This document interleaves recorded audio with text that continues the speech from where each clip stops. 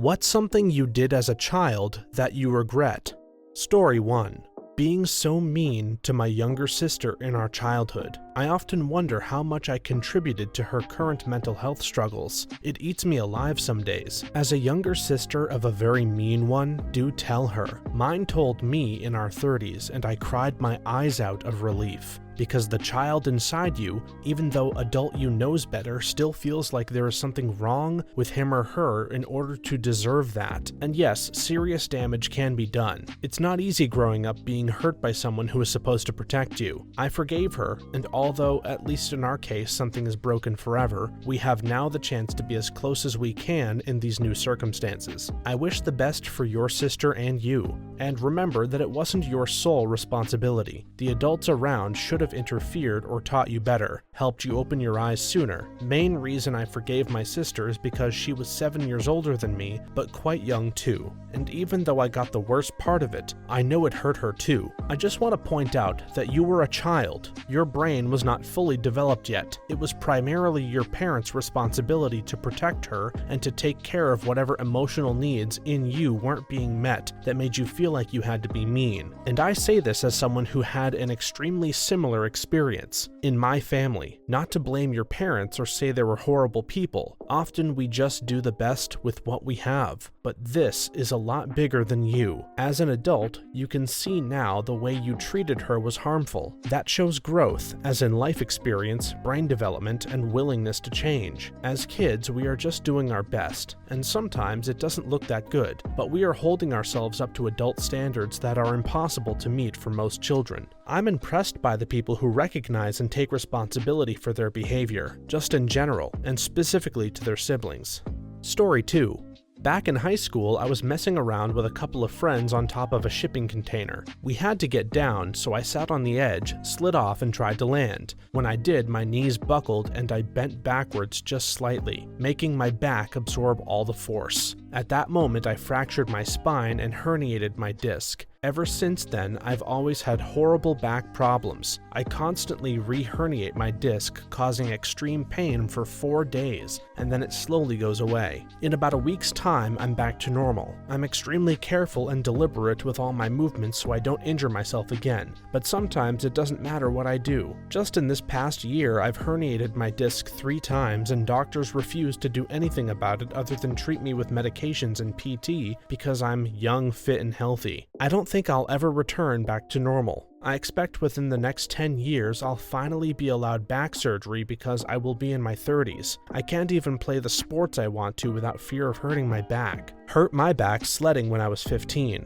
Got going too fast, hit a jump and landed on something hard. Bruised my spine and was temporarily, like 15 minutes, unable to move my legs. Back was never the same. 20 years later, kids, if you're reading this, when a snow tube says something like "don't overinflate," will develop unsafe speeds, don't take it as a challenge and blow it up with a compressor. When I was about that age, my friends and I were sliding down a pole on a playground set outside school upside down and in head first. When you got close to the bottom, you'd kind of swing your legs over and land on your feet. Well, when I went to swing my feet down, I lost my grip and ended up doing some crappy version of a ninja roll, landing straight on my shoulder. To this day, I still have problems with it, and every time I do a rolls, my shoulder pops and it sounds like a grinding noise. My parents never took me to see anyone about it as it got better on its own, but my right shoulder will definitely fatigue and be painful much quicker than my left, and I still have a grinding noise when I rotate it. Crazy how I can still remember it and it never fully healed, and I'm almost in my 40s now. I'm so grateful I don't have back pain like this. The people I know with it can't even stand or sit in the same position for a long time and have trouble sleeping. It affects everything about their lives.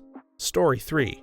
After every Thanksgiving dinner as a child, my grandpa would put a plate of food together for a man named Mr. Bailey who lived by himself and didn't have a family in town. He'd drive over to his house, drop the food off, talk for 5 to 10 minutes, and then come back. I didn't know this. One year, after our meal, my grandpa handed me a plate with a slice of pumpkin pie on it and told me to get in the back seat of his truck. I didn't ask questions and hopped in with the pie. We get to our destination and my grandpa opens my door and says, "You have the pie?" "What do you mean, Grandpa? I ate it. I thought the pie was for me. I ate it in the backseat of the car ride like it was a brownie. Mr. Bailey didn't get any pumpkin pie that year. I still can't look at pumpkin pie without feeling bad about it. Not quite the same, but I got my daughter and myself dessert to go after eating at a restaurant, brownies and ice cream. My daughter ate hers in the car. I couldn't wait to eat mine. Got my spoon out, sat down, opened the box, empty. She ate mine too. I was gutted to not have it, but found it so funny. She was genuinely sorry, and I didn't mention I got myself one too.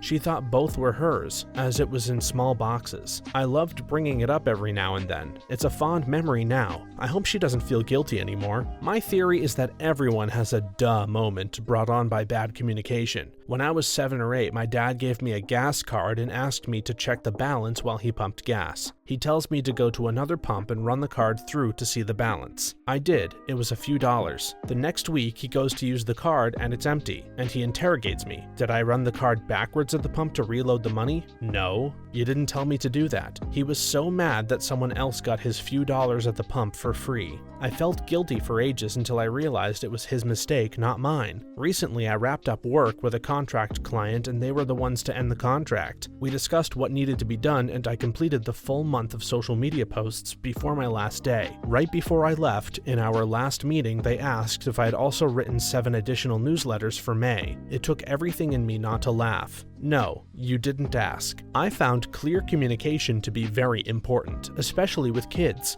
It could be something you've never fully explained to them before. They can't read your mind. Also, don't expect a kid to not eat a dessert. Story 4.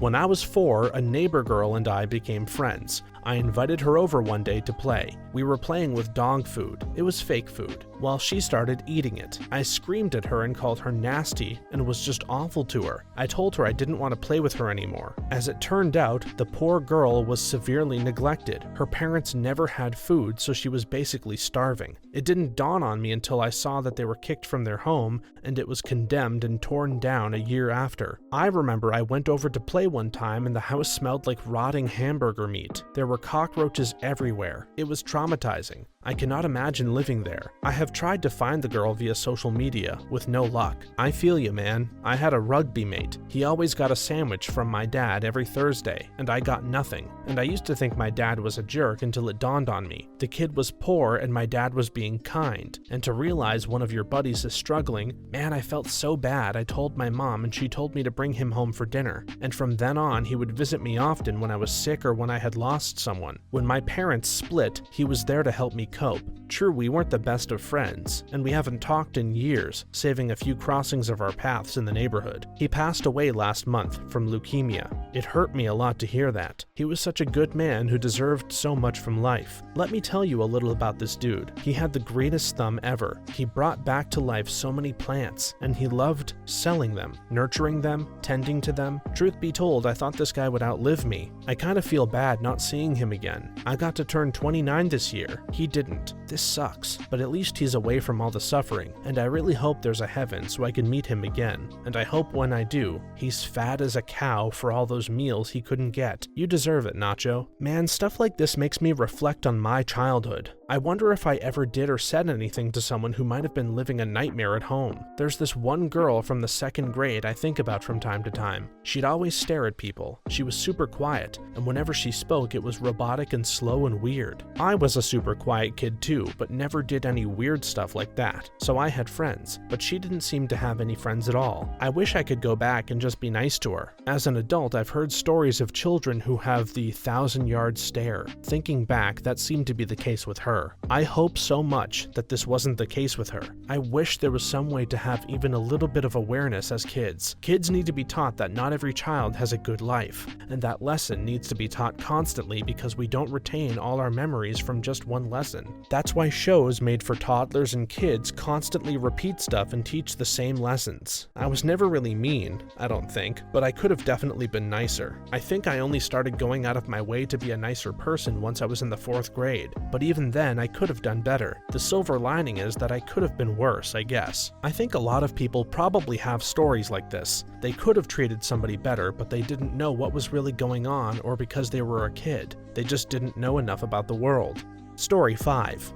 I regret not having thicker skin and sticking up for myself from my bullies. There were 2 individuals who were complete psychos and went out of their way to make several people's lives hell. One girl was so crazy she tried running my friend off the road driving home from school. She's now in prison for embezzling from her employer. You may be better off having turned the other cheek. If they were really that poorly adjusted, they might have come back to school and hurt you badly. If it makes you feel better, I stood up to bullies some of the time with mixed results. In some of those situations, I just wish I had walked away. I never got hurt or anything, but I just realized revenge isn't always that satisfying. You shouldn't regret this. You didn't have thicker skin or the ability to stick up for yourself because you lacked the experiences that have led you to become who you are today. Past you did the best you could with the life skills you had available to you at the time. You put it really well, and it's so true. Fear triggers fight, flight, freeze, fawn, and it's totally involuntary, which survival strategy your brain chooses. Childhood me always froze when scared, unable to react in the moment. Couldn't help it. When a kid is bullied,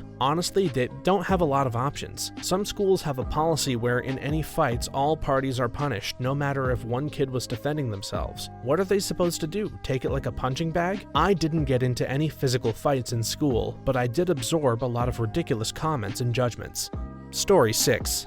When I was 4 years old, the husband of my aunt died. Very soon after his death, the whole family gathered around in the living room, me sitting across from her. I wanted to make her feel better and said, "Don't worry, you will find a new Maddie that you will love." The hurt and surprised face of her haunts me even today. I understood I did something wrong, but not really what at the moment. We are on good terms, and she is living a good life now. She very likely forgot what I told her that day. I'm probably the only one remembering that conversation. After my mom died, my brother was explaining it to his kids. My little nephew said, "Oh well, she had a good run," and it still makes me laugh. Even now, if one of us gets injured or even just out of breath or something, we'll say, I've had a good run." The day after my mom died was the day my kid first noticed a cemetery and asked what it was. After we explained, he asked, "Oh, is that where you're gonna put your dead mom?" I laughed until I couldn't breathe. My husband was horrified, both at the question and my reaction to it. My mom would have found it hilarious. None of these kids should be scolded for their reactions because they just don't understand death. Adults don't really understand death either, but kids don't get the social rules of talking about death, and it makes for some uncomfortable or sometimes funny moments. Story 7. One time when I was 6 or 7, I rode on a 4-wheeler with my older sister. We hit a dip in my grandparents' pasture. My sister fell off and she went under the rear tire. She needed immediate surgery. My grandmother still blames me for it, and it has affected me deeply. For years, I listened to how my sister almost died due to my negligence. I really want you to know, as someone who's worked with kids for 20 years, this is not your fault in any way. A 7-year-old doesn't have the cognitive skills to be responsible for this. This was a lack of supervision. Curse your grandma for blaming you. That's cowardly. No 7-year-old should have been allowed to be in that situation. I'm sending you hugs. I hope your grandmother's underwear rides up every time she's in public for the rest of her life. When my baby daughter is being reckless, I tell her that if she falls and hurts herself, it will be my fault for letting her do reckless things, and that a good daddy will never allow his baby to climb on whatever she's climbing on. I also tell her that if she hurts herself, daddy hurts too. What a piece of garbage this person is. To fill a small child's head with trauma and baseless guilt, there are similar stories of kids believing even once they're grown that they were the cause of other people's actions or feelings when it so obviously isn't true. I'm glad these responses are so clear in telling them it wasn't their fault. Story 8. In 2nd grade, a friend of mine and I were really mean to another kid with some type of mental challenge. It wasn't something we did more than this one instance, so I don't know if I'd call it consistent bullying, but he and I said some nasty things to him on the last day of school. I should have known better, and I regret it to this day. I have seen his profile pop up on social media, and I do occasionally get the desire to reach out and apologize, but I'm not sure it would be worth it so far in the future. Nonetheless, I really wish I could talk some sense into myself back then. The boy didn't deserve that. Nobody would have. I was always a chubby kid, but never self-conscious about it until a school-sponsored pool party where a boy in the changing room loudly claimed, "It looks like he has boobs." I believe this was in maybe 6th grade. Makes me ashamed of my body even to this day, 20 plus years later. Even though I'm basically at a slightly elevated BMI now, it wouldn't solve my self-image issues. But if that dude reached out to me and apologized, I would be so happy. Just the opportunity to say "that hurt, but I forgive you" to him would feel so good. I can kinda relate to this. I was bullied in middle school by the mean girl of the school who was in my grade. It was from 4th to about 7th grade. One day she came up to me during a recess and told me some family issues she was having and how she realized how awful she had been to me and apologized for all of it. She took complete responsibility and actually turned her attitude around. She never bullied me or anyone again, and we were friends from then and throughout high school. I haven't talked to her in a few years since everyone went their separate ways, but whenever I think about her or see her on my timeline, I always remember her apology and how much it meant to me. Taking responsibility is such an integrity move. I'm proud of anybody who can initiate a conversation by saying, "I was wrong, I'm sorry." Story 9. Not applying myself more in my studying in high school. Same here. If only I knew then what I know now about how to study and what it would mean in the end. Same with sports. I had the skill. I could have easily gotten a full ride academic or athletic scholarship. I just didn't put in the effort, and I coasted. I have still done well for myself, but I could have made things a lot easier. Here I am wishing that I applied myself less. I took AP everything and was a grade higher. So in my freshman year, I was taking AP English 10, AP European History, AP Calculus, etc. All courses meant for students in higher grade levels. As a result of this, I was doing like 8 hours of homework each day and had no real social exposure. I struggled through my 20s, am now in my 30s, and absolutely suck at socializing. I see no way to improve because nobody seems to care to give me the time to practice. I'm a bumbling mess socially, but I sure am educated. Spoiler alert, focusing on studies has done nothing for me in life. Story 10.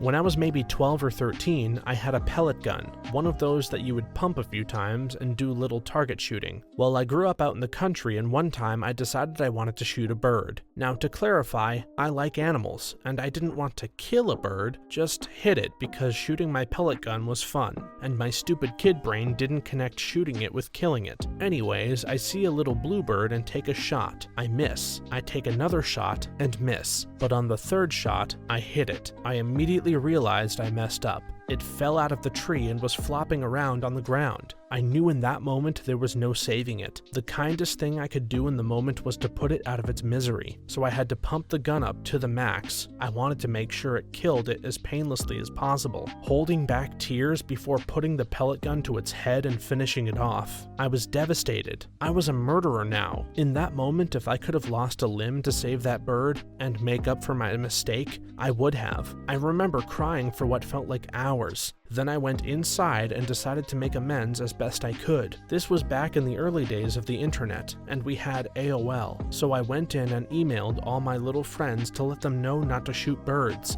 and convinced them to be more responsible with their own pellet/BB guns moving forward. To this day, I still feel awful when I think back to that moment. RIP, little bluebird. I promise I'm sorry and would undo it if I could. This proves that you're a good person and not a psychopath. You messed up, sure, but you put it out of its misery. In a similar way, when I was little, I hated cats. One day, a cat crossed my path in front of me and I threw a stone at it. The stone didn't hurt it much and it bounced off the cat's side. The cat didn't run off, but instead looked at me as though asking why I threw the stone. That moment, I realized that cats can understand. Almost instantly, I decided to be friends with cats. Part of learning, I guess. Either that or maybe teach kids not to kill animals. The person with the pellet gun said they didn't make the connection between shooting the bird and killing it, so it could have helped for an adult to make that connection for them before this happened. Story 11. My parents divorced when I was 4. Both got remarried when I was 7 or 8. My mom and stepdad were all about school/homework and practice tests for school exams and routine for being strict. Basically, being parents. My dad, however, gave me and my brother loads of sweets and crisps, let us stay up late and watch scary movies, and never did homework. At my dad's pushing, I would go home and say things like, I wish I lived with my dad instead. I wish I didn't live here, and I want to go back and smack myself for how awful I made my mom feel. I didn't find out until I was a teenager that my dad had an affair, gambled away his pay every week, and hit my mom when she was pregnant. Even knowing this, my mom never slagged off my dad to me growing up. Never said anything to me about his behavior when they were married because she wanted me to make my own mind up as I got older. And then there's me and my brother coming home as kids and saying how much we wished we lived with dad, as he was better. I ended up going no contact with him for 10 plus years. Still eats me up to this day about how my mom must have felt after I said those things. Unlike you, my sisters fell for it. My dad tried for me too, but failed. I'm not sure if they regret it, but they are paying the price for choosing the parent who didn't actually parent them. I hear about their lives every now and then, and it's not good. Breaks my mom's heart. They all have my father's values now, so they're just going to repeat the cycle with their families. I've had to grieve who they could have been, because I've had to go full no contact since I was a kid. I'll never see them again, nor do I want to. I wish they were better people. Watching my friend go through something similar. She's a really good parent. She feeds her kid healthy and home-cooked organic food. Her ex feeds the kid fast food and junk food the whole time he has him, and the kid has a weight problem. Totally the parent's fault, not the kid's fault. Repeat, totally the parent's fault, not the kid's fault. Story 12. Giving up on my hobbies because my family told me it wasn't a viable career choice, and that artists only become famous after they died. I used to love art. Now I can't even sit down and doodle without that phrase sitting in the back of my head. My entire life, all I wanted was to be an artist. That's it. But everyone said you had to be naturally good at it, and I didn't seem to be. At 24, I met my husband and started drawing. I'm 32 now, and it's what I do for a living. You can do it. I read something once that the difference between artists and non-artists is that non-artists stopped drawing at some point in their life. The artist kept practicing, and that's how they became an artist. And at whatever age you stop drawing, that's where your drawing skills remain. We all play around and draw and develop skills as children. This is why some people's drawings look like a 5-year-old made them, because that's when they stopped. Basically, anyone can be an artist with practice. I also wanted to be an artist. I stopped in 5th grade after a boy made fun of my drawing. To be fair, it was bad. I had stopped drawing years before. In my mid-20s, I would draw simple things here and there for crafting projects. Super simple things copying from 2D outlines. Just by doing that, my drawing has improved to where I feel like I can draw something decent if I try really hard. I was recently awarded an art grant to make a sculpture too. The person who started this part of the thread added, "I want to thank all of the kind Redditors in the comments. I sat down and wrote out a list of things I wanted to do hobby-wise and started getting little sketch pads and pencils for doodling in my spare time. I hope to rekindle myself so I can enjoy these things once again. I'm happy to see that. Even if you don't make it a career, art in whatever form, singing, dancing, writing, sewing, drawing, sculpture, building furniture, etc., helps you express yourself. Enjoy what you've created." Story 13.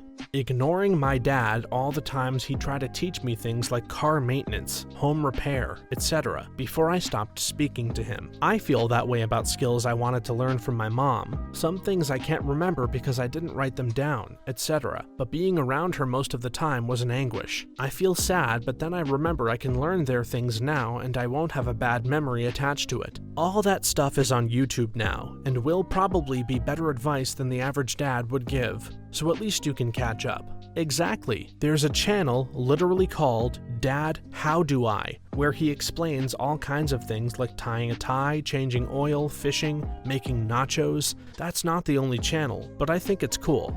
Story 14.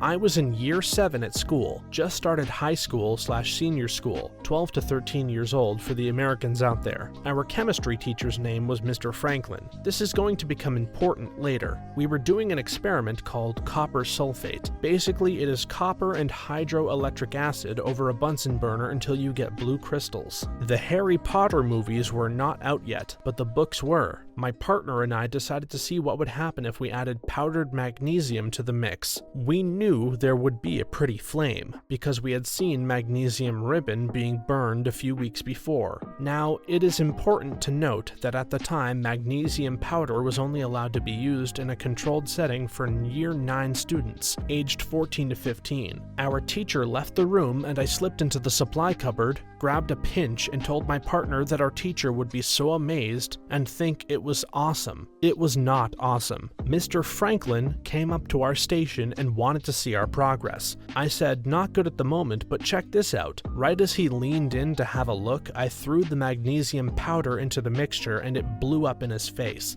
with blood and everything. He still to this day has a massive scar across his face. I'm 37 now and wish I knew more, and also wasn't left unattended to go into the storage room. Mr. Franklin was only 28 at the time. Now, bless him, he still teaches at the school, but is known as Mr. Franklinstein. The guilt eats away at me to this day at what 12-year-old me did. Wow, that's pretty horrific. What happened after that? Did you get into trouble? Did the teacher know what you did? What did your parents say? Did you speak to him about it? Is there anything you can do for him today to let him know that you're sorry? It was moreover, he didn't really see which one of us did it. We did get suspended for the entire week, but because we were all too scared to own up, nothing more could be done. I think a 12-year-old should know better than this. I'm not putting a whole lot of blame on the teacher, unless he didn't have these safety first type discussions, which I can't imagine. This student basically stole a substance they weren't supposed to be using and threw it in a flame. I think any and all guilt this former student has is appropriate. Story 15. I will never forget a girl from 2nd grade. We'll call her Crystal. She was Asian. I thought she was super cute and had a huge crush on her, so like an idiot, I would torment her. I'd sneak my pencil into her desk, then raise my hand and snitch on her for stealing it. I'd bother her incessantly, but never just tell her I liked her. One day, she kind of snapped at me and started to put me in my place for all my tormenting. She was calling me names, calling me a pest, etc., dishing out pretty good, and out of nowhere, I told her go back to China. Not that it matters, but to add insult to injury, I'm pretty sure she wasn't even Chinese. As soon as I said it, her entire demeanor changed, and all the fight just evaporated out of her, and she slumped her shoulders and covered her face and started crying uncontrollably, like a baby. This was 30 plus years ago, and I will never forget the depth of sadness in her eyes as she wiped away her tears. I immediately began to apologize. I was just blurting out in the heat of the back and forth that I liked her so obviously. I was just talking crap and didn't care that she was Asian, but I knew I couldn't undo it. The teacher came over. I admitted to her right away what had happened and continued to apologize. I just kept apologizing and I knew it just didn't matter. I could never apologize enough. Eventually, she downgraded to sobbing.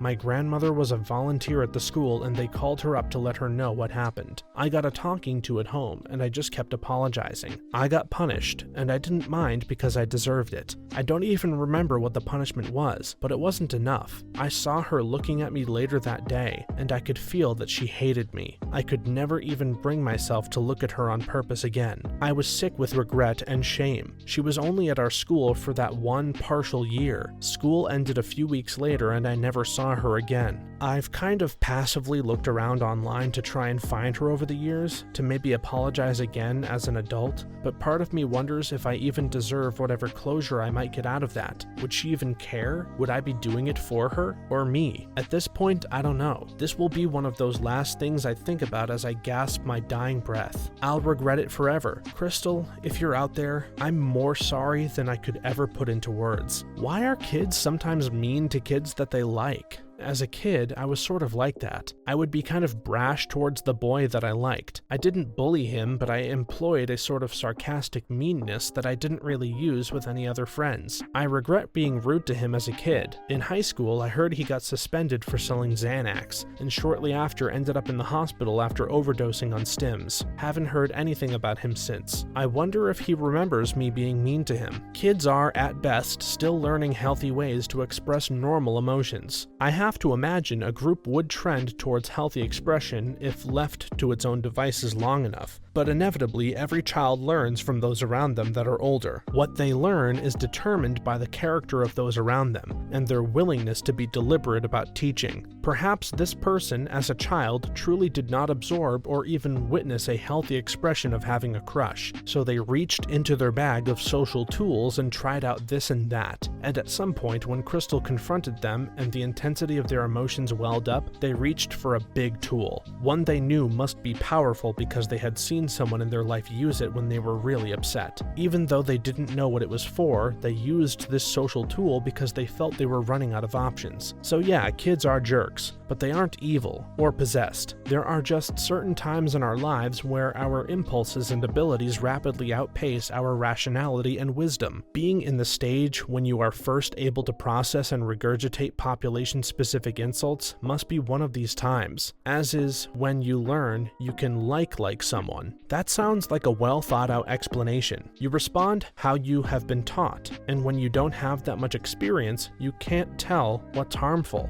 I'm glad this person learned, and was immediately sorry instead of doubling down and insisting he wasn't wrong or blaming Crystal. It doesn't make up for the insult, but the mistake wasn't repeated. Thanks for watching until the end. If you have a similar story that you would like to share, please leave it in the comments below. If you enjoyed this video, please leave us a like and subscribe. For more videos like this one right now, please stop by our channel. Thanks again, and see you next time.